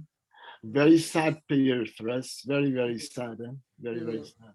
Yeah. Okay. And then there was a memorial. I kind of want to, yeah. And these were in Guyana. I don't think people could imagine these images. Yes, when he was murdered. But you were by now obviously in the UK. Yes. Taking place in Guyana. This massive turnout because of course the leader of the WPA, and at that time for people again why these images are so phenomenal and so important is because certainly in this second one, the one on the right, you can see the mix of people. Yeah, which the WPA reflected. It was now a different story, a different day, or trying to be that, where it wasn't this divisive politics that they'd been used to. When Dr. Walter Rodney came in, he was talking about, well, we're all poor. It doesn't matter whether you're Indian or whether you're Portuguese or whether you're indigenous Amerindian or African, you are all experiencing the same status of poverty. So it's important. And of course, then you organized this memorial. Conway Hall, yeah. Again, quite packed. So the organizing in London was this must have been quite intense. And it was, where we'll leave it is, you're saying here, this is from this little publication of yours, which was the 50th, in 2019, this was published. And you also published the poetic tributes.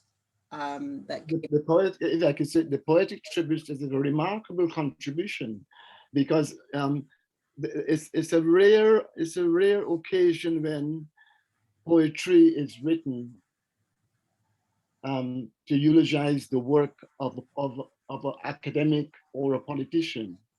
So prolifically. It's very unusual. People from all over the world wrote poems and poetic tributes to this intellectual, this lecturer and political and activist after he died, which is very unusual and very extraordinary. And of course, we collected the poems and printed it. And this was done. It was done by a friend and comrade of ours. He's from Kashmir. And he used, you can see from the cover, he used what's called the lithographic writing. It was very special. Oh, right, it was all done in italics, handwritten. Not only italics, handwritten. Handwritten, yes. Yeah, in script, yes. Firdaus Ali, Firdaus. He always corrected me in my pronunciation of his name, Firdaus. Firdaus Ali. It's also important for us to sorry, go on. There's a story to everything, I know, which is, I'm trying to time so that people could do question and answers. But no, that's fine. There's so much, obviously. But I wanted to acknowledge Errol Loy's. Yes, please. Yes. Which we can, who's done most of your cover art as well, or a lot of the cover art, including this one, right?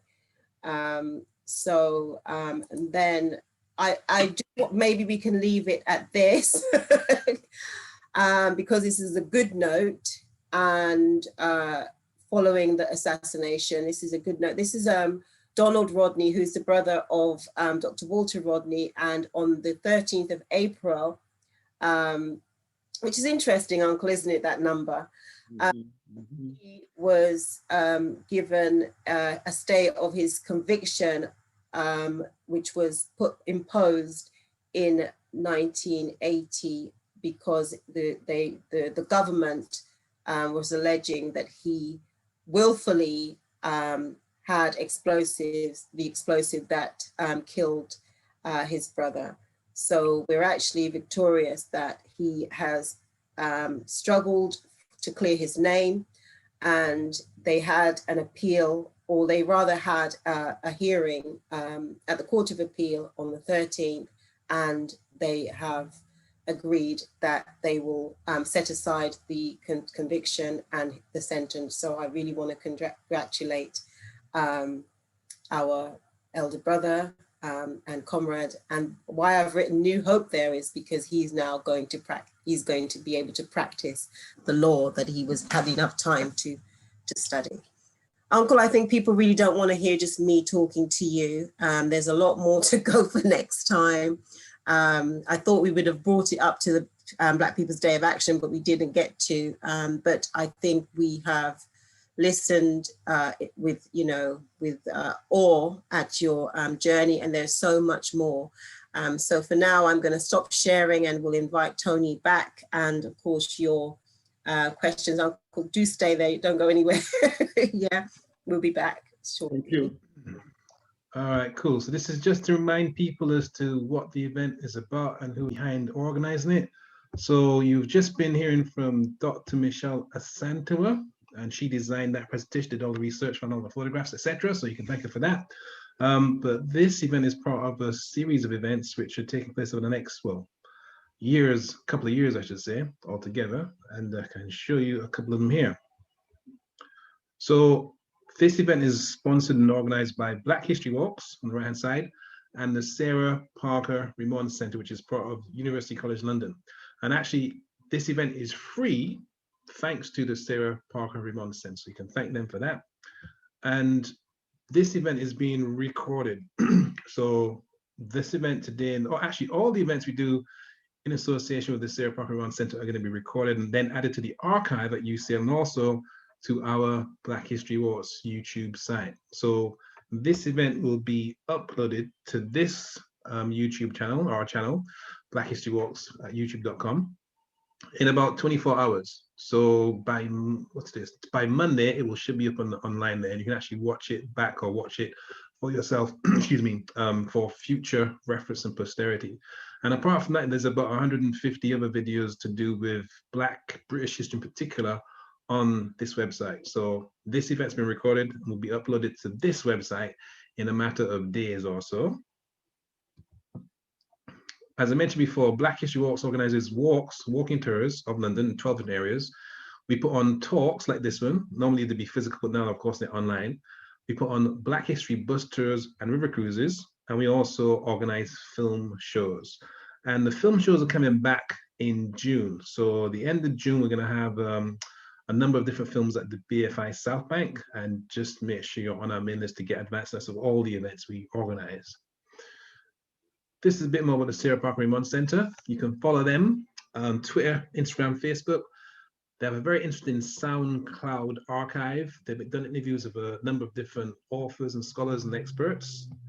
And it's headed by Professor Paul Gilroy, who is well known when it comes to political thought and Black history. He's written several books, and he is the head of the Sarah Parker Remond Centre. And he'll be doing, he is doing a lot of work behind the scenes right now on race issues and politics. We mentioned that there's a lot more bookshops than are covered in our presentation. So we have 4 presentations looking at the history of Black bookshops. First two of Mr. Huntley, and then we're looking at New Beacon Books, Michael LaRose, and also Centerprise with Emmanuel Amevor.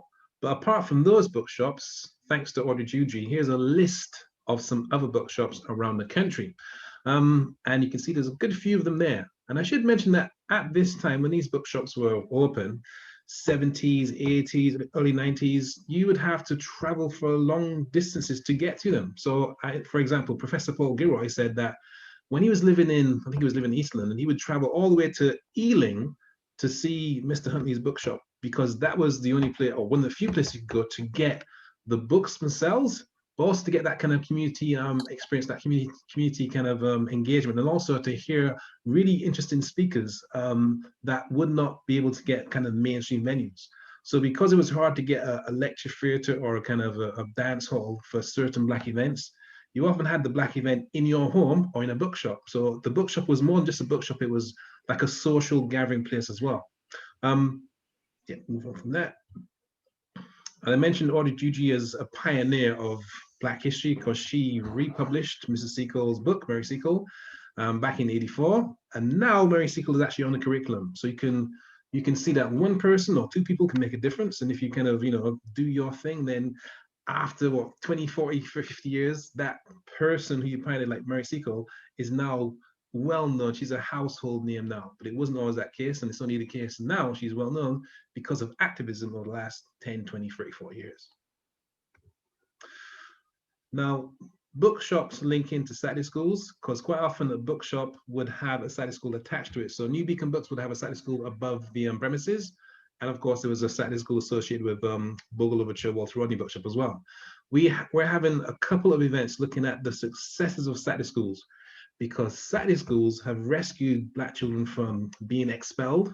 They've had them come into the Saturday school when they were, depressed and miserable and weren't doing very well at school at all. And within a couple of weeks, they're becoming top of the class because of what's happened to them in the Saturday school. In fact, we know there's a number of Saturday schools that have taught children who've then gone on to get scholarships to Oxford and Cambridge and also get jobs in sort of really high profile companies. So we're having two events looking at Saturday schools. The first was the 14th of May. We're going to hear from the West Side Young Leaders Academy in West London. We're also going to hear from the Alkebulan School of Excellence in East London. And between them, they've been around for about, I think it's about 30 years between them. The Black Liberation Front actually set up a bookshop called Head Start in West London's Notting Hill area, actually, I think it was. And we have an event all about them. So some young historians called the Young Historians Project made a documentary about the BLF back in 2017. So before the recent BBC documentary about the Black Power movement, these young people, under the guidance of Professor Hakeem Adi, actually tracked down all the BLF members, made a film about their life stories. And actually that film is online now. You can actually watch it online now. And what we're going to do on June the 15th is to, once you've watched the film online in your own time, we're going to have a Q&A with the young people that made the film and the surviving activists from the Black Liberation Front. So that's going to be quite special. You can find all these events I'm referring to here. There's about 17 events between now and the end of June. You can find them online at the blackhistorywalks.co.uk website, or you can also look for the Eventbrite page where you book this event. It should all be listed in those areas. And in fact, here's a sample of some of those 17 different events. You got a really interesting one coming up this Wednesday, looking at Black civil rights, Black British civil rights in this country. That's Dr. Rob Waters going through his book, and we're going to be showing the locations and the histories of different civil rights Black Power groups in this country. You got Prince, the Black History Breakdown. We're looking at the Black history of Prince with regard to his music. Also looking at gentrification. That's coming up shortly as well. And then, of course, you have a whole bunch more events, film screenings, lectures on trauma and coronavirus, lectures on hip hop and the link between hip hop and opera. And that's with Dr. Kimberly Hawkins. She's a doctor of music history, and she's a trained opera singer, and she's into hip hop. So that'll be another interesting usual event.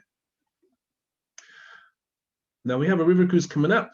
Let me just show a quick clip of part of it.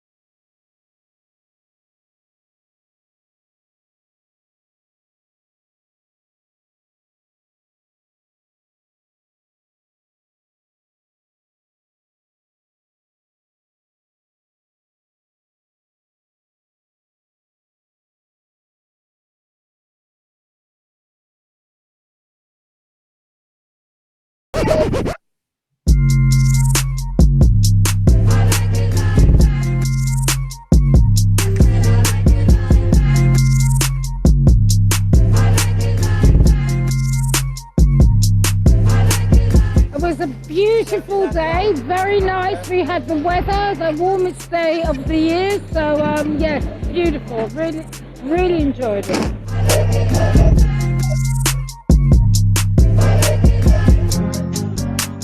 I enjoyed the boat trip. I thought it was a wonderful experience, a wonderful way for us to learn our history.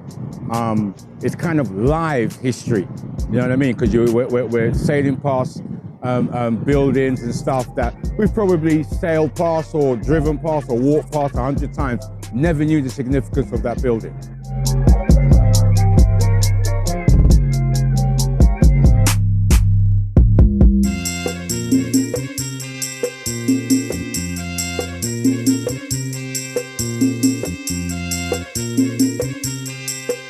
I'm just blown away by the boat trip. I really am.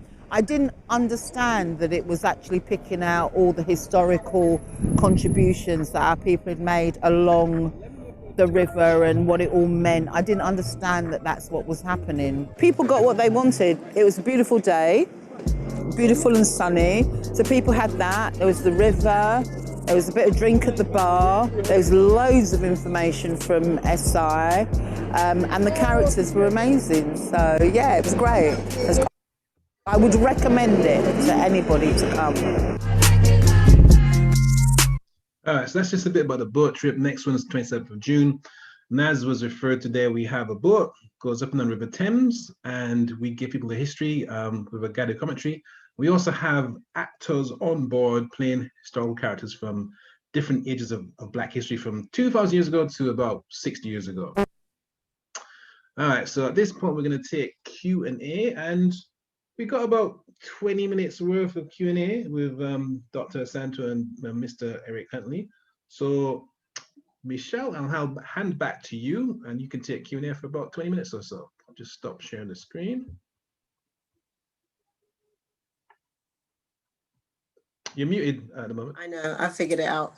Thank you. Well, thank you again, Baba, for that. Thank you. So I've noticed that there are lots of wonderful comments. Some are saying that they could listen to you all evening, which is the case. And I speak to you often, and I can still just continue speaking. So, but there's Sister Sylvia.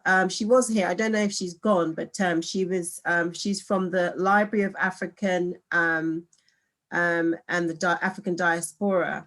She's got the library. I don't know if you know her, Uncle. What's his surname? I can't remember. Sylvia. Sister Jackie Lewis. Can you remember Sylvia's name? It's just gone out of my brain. But she is basically asking you if you. She's been trying to get hold of a book, and I'm not sure whether it's the Doing Nothing Is Not an Option book, but it might be that. So she was asking about that book. But basically, the reason why I'm mentioning Sylvia is because she's absolutely brilliant. And I did an interview with her. I don't know why her name is just running away. And it'd be really good for us to get some books to the library. So I can speak to you about that after. Okay. Uncle. There it is, Sylvia Arthur. Thank you, Karina. Yes, she's here, she says. So yes, which book was it, Sylvia? Was it Doing Nothing Is Not an Option? Was that the book you're asking about? If so, just let us know, and we'll figure it out. But you know, I was meant to connect you with Uncle anyway. And then what other question have we got? Someone's asking for an email. Can you give me an email to add details to Brixton Bookshops? Okay, so they're wanting your email address, Uncle, I think. You can give them? Yeah, Tony. I think that was me, because I had a list of bookshops up earlier on, so I think they want to add to that. So you can use info@blackhistorywalks.co.uk. All right, okay. Someone is saying, such an amazing life, Eric, and so many more stories to hear. Please, can you tell us the highlight of your, please, can you tell us the highlight of your career and what makes you proudest most, or most is proudest? They didn't put it like that. What makes you most proud? What makes me most proud? proud? What's your proudest moments of achievement? I take it. I'm not a favorite of these sort of questions, you know. I know, but yeah, well, you know. But just humor us. What I could mention is that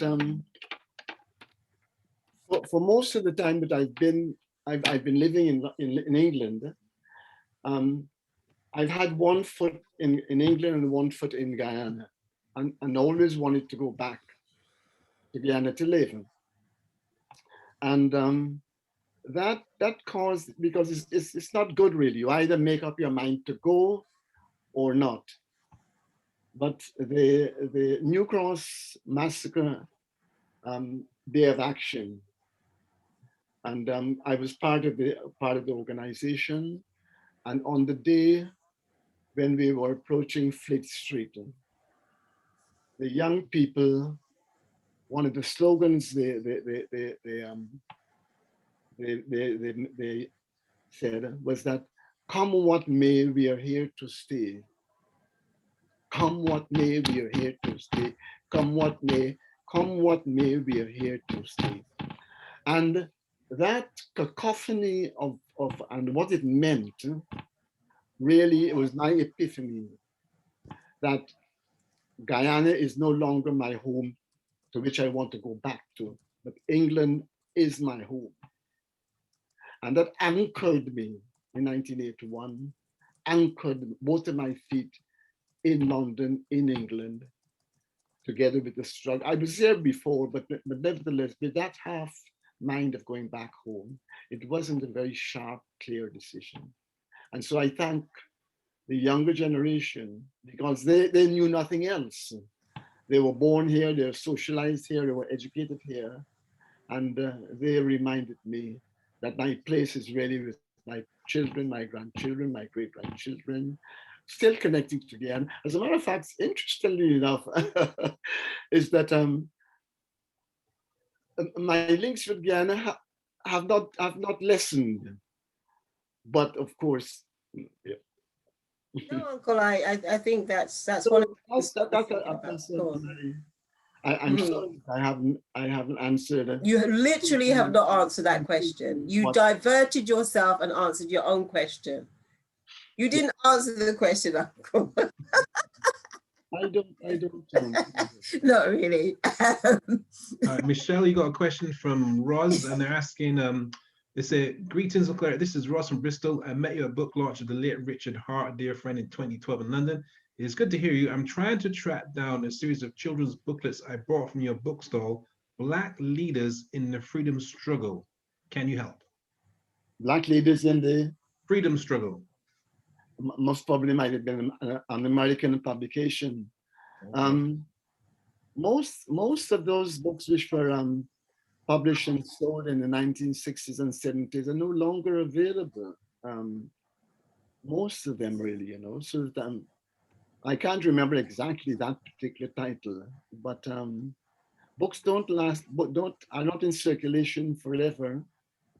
You publish 1,000 books or 500 copies of a book or 10,000, and eventually they're all sold, and if they're not republished. Someone's asking about the book by Margaret Andrews, Doing Nothing Is Not an Option. Where can they get hold of that? That is available, yes. It's available from us. Okay. I've messaged that is Sylvia Arthur. Okay. Did I give it? I've messaged her and told her that we. Did I give out the email address now, or No, I mean I can email her out. Yes, yes. I know Sister Sylvia, so I'll do that. There's another one from Rod Westmass. He says here, "Uncle Eric, growing up in Guyana, you once told me a story of playing in a churchyard cemetery and observing a sign dating back to the days of slavery. Would you like to describe that encounter and how it made you feel?" Cemetery. Do you remember this? Being in the cemetery. Yeah. I attended lodge school. It was a church, lodge church, but it combined during the week. It was a school, And on Sunday, of course, it was a church, and it was in the churchyard. And just by Durban Street Race Course, and we lived in Bent Street. And we played. There was no playground. Our playground was the burial ground. There was no space other than the burial ground to play. And so during the lunch hour or during a break, we played among the tombs.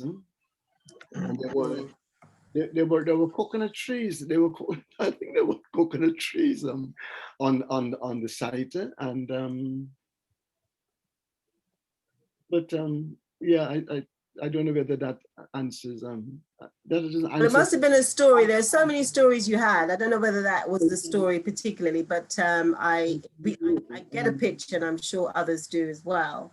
I don't know whether I mentioned at the church in Durban Street, the church in Trinity Church in Durban Street had a plaque. No dogs, no slaves on the church. I don't know whether there was any connection to that I might have mentioned. I've never heard of this one. Trinity Church. No dogs, no what? No slaves. There was a plaque on the church, on Trinity Church. Oh, okay. Yeah. That's like another bubble of I can't. information kicking off in my brain. Tony, can you see any others? I'm just trying to. Joyce was saying that she would come to London from somewhere up north just to get books and have cultural events. And someone else talked about that they were a Saturday school teacher for 20 years. I think it was Natasha, I think the name was. I'm not quite sure, but yeah. That's the feedback I've been seeing. Yeah, I noticed that one as well.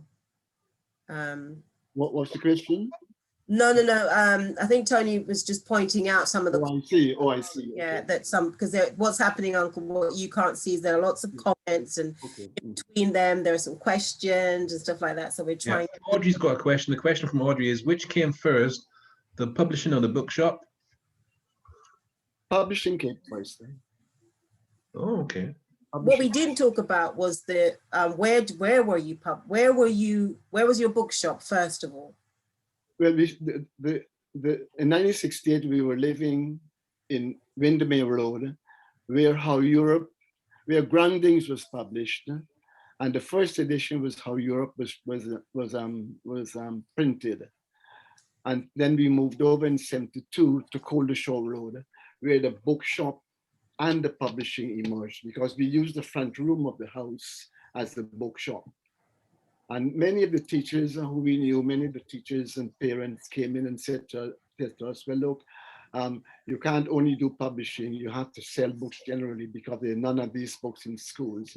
And that encouraged, and John Fee was one of them, who's been a long friend and supporter of the family and so on. That encouraged us, and we had connections with the teacher centers and schools, so that encouraged us to start stocking books. And New Beacon was very helpful. John Rose was very helpful. He gave us a stock of books from his bookshop on credit, and which gave us a start. So the front room of the house. This is something to remember too, that very often you start small. John started off by selling books in a suitcase. And we started off by having books in the front room of our house. So you don't have to wait until you make a lot of money to be able to do something useful. You start off with small beginnings, and it grows. Oh, thank you. And it's just to noteworthy, Tony, at this point to mention that New Beacon, which will feature on the 30th of April with Michael LaRose, they also opened, they're still going, by the way, they still have the bookshop, and they will be, they've opened, I think it was today, so they have a book sale. So I think they will be open tomorrow as well. Cool. We got a couple of comments here. This is from Bernella. She's from America and blown away by this presentation. We share all the same experiences here in America.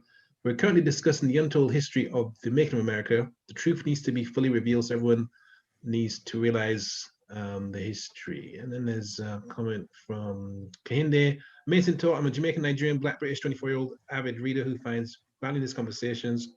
Out of all your published books, do you recommend one in particular for a young Black man? I can see Uncle shaking his head. How Europe underdeveloped Africa. What more can I say? How Europe underdeveloped Africa. Okay. Which incidentally, I may add, it was published in 1972. Oh, and it's been 72. How many years is that? 72, 28, 48, nearly 50 years. Mm-hmm. And it needs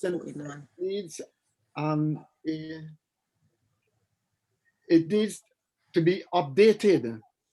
Africa has changed radically over the past 50 years. Radically on the world stage, internally, it needs updating. But there's still underdevelopingness going on, though. It needs I'll say that and repeat it and leave it at that. It needs updating. All right. There's I can see one. Thank you, Uncle, from Audrey, who's saying, I remember the bookshop when it was still in your front room. Was that in it? This is Audrey. Was that in Winter? Juji? Well, no. Well, she's saying Audrey. I can't see the rest of the name. Maybe it is. Because I'm glad her name was mentioned. She was all part of the hub. We spent very many occasions together, talking and supporting each other. And Ziggy, we haven't heard from Ziggy Alexander for years. If she's still around, my greetings to both of them. Okay. And you got a comment from Amy who says, we need to publish it and want to support Black bookstores as well as writers. Thank you for the inspiration, Mr. Huntley, and other people. And there's a link to their site. And I should also shout out Book Club. They said they were here, and I suppose Book Club is now, they're doing book sales online. So they're not, I don't think they're a physical bookshop, but they do sell Black bookshop books online, which is a new frontier. Oh, actually, Audrey says, yes, tell Eric it is Audrey Juji. So Audrey Juji's in the house, man. Big up to Audrey Juji. Yeah, very good. That's brilliant. That's excellent. Really lovely to hear your Sarah Brown contributing. Yes. And Simon, I don't know, Simon David or David Simon, who will be doing a book fair online as well in September. So there's some different activities where you will be, because you were meant to be there, I think, in 2020, but it got cancelled obviously because of the situation. And they presented a plaque to Jessica. All right. Okay. That went ahead. Yeah. I wanted to mention that Falma, which is the Friends of the Huntley Archives at the London Metropolitan Archives, mentioned, they've put in there, for those of you who are interested in Doing Nothing Is Not an Option, so they've put that in there, the link to access it. So and online. Michelle, if you can just mention No Color Bar and how that went down, because that was really good. Just tell us a bit about No Color Bar. Well, the No Color Bar will feature in next week's session. Oh, okay. Yeah, because it still comes in. It comes because that's like, what year was that, Uncle? 2014? No, when was it? What year? 2015? I think it might have been 2015. That's 2015, yeah. So okay. They said 2015. So it's kind of like we've gone back, and so that was Uncle, do you want to talk about the No Color Bar? Because you'll probably be the better person to do that than myself. Or should we wait till next week? Yeah, next week. Yeah, we got about 5 minutes left. So 5 minutes left for any comments or questions or farewells or expressions of gratitude or hostility, if you so desire to do. Don't be hostile at all. There's no need. Just wanted to looking back to make sure that Rosie Smith says, thank you so much for your time. It's been a privilege to hear you talk. Hold on. There's something more to that. If you could talk to anyone living or dead, who would it be? Is what Rosie is asking from Scotland. Sorry, I missed that. Sorry, someone's asking if you could speak to anybody living or dead, who would it be? Living or dead? That's the question. It's an interesting question. It's like, who would you know, dredge up and have a conversation with? I know what my answer would be. But go on. Well, I'm sorry. One of my, well, I don't have many regrets or any regrets really, but I'm sorry that I didn't I didn't remain with my parents a bit longer, or or to be or rather to be still around when, because my younger brothers and sisters have been growing up with my parents when there was much more communication. I left home with very little knowledge of the history of the family and the old folk tales and the gossip and the who said what, and you know, that kind of thing. I miss that. My brother does, and my nieces and so on, because at that time when they were growing up, my parents were loosened up. Things were much different, much better, more communication. And I'm sorry for that, really. And what I think about lockdown now is that many of the young people are staying longer at home. And I hope they make use of that time of being with their parents longer than normal, to communicate, to love, to share, and so on. And that will help them in their growth and spiritual means of coping and so on. Yeah. Oh, that is a wonderful note. Uncle, that is like perfect. That's wonderful. Oh, wonderful. I have just one quick thing before we finish, Michelle. This is from Fabia. She says she absolutely loved this. Thank you so much, Mr. Huntley, for the education. Do you remember my dad, Errol Lewis, who designed the book cover for you? He sends his greetings. Lovely. I thank you very much. Yes, lovely. Thank you. Thank you very much. Yeah. All right, cool. All right, so it's winding up time now, Michelle. So that's it. Over to you to wind up. Winding up. Am I winding? Until next week, of course. Down. What am I doing, Baba? Yeah, I know you're going to be doing lots of other things, and you know you're still very, very much active. And I think that Sylvia earlier said that you look amazing, which I am just agreeing with. Like, wow. But you're also, in my estimation, a very charmed as well as charming elder. And it is always, what are you doing? What are you doing here? What's this look? What's this look? Can you not hear me? I can hear you very well. Yes, I'm saying you're very charmed and you're very charming. You are, of course. Why? See, that even just that action there. You know, I can tell tales, you know, about when we were in Ghana and you just stepping into the road like you own the road and nothing happened to you. So, you know, I always find you very, very amazing, and you surprise me and delight me more than you know and more than I could ever thank you for. So I'm looking, look, yes, he is blushing, Rod Westmas. Uncle, you're making me laugh. We've got to finish. Have you got any final words? Cool, don't you get me all hot. I'm giving you the last word. Well, I hope I've benefited tremendously from this evening, and I only hope that those persons who've been part of the event have benefited as much as I have. And thank you very much. Thank you, everybody. Thank you, Michelle. Thank you very much for everything that you've done this evening and for future events that's planned. And I hope I will be around to participate in future events. Thank you. Of course you will. Yeah. Thank you. All right. Don't forget to book your tickets, people. Good night, everybody.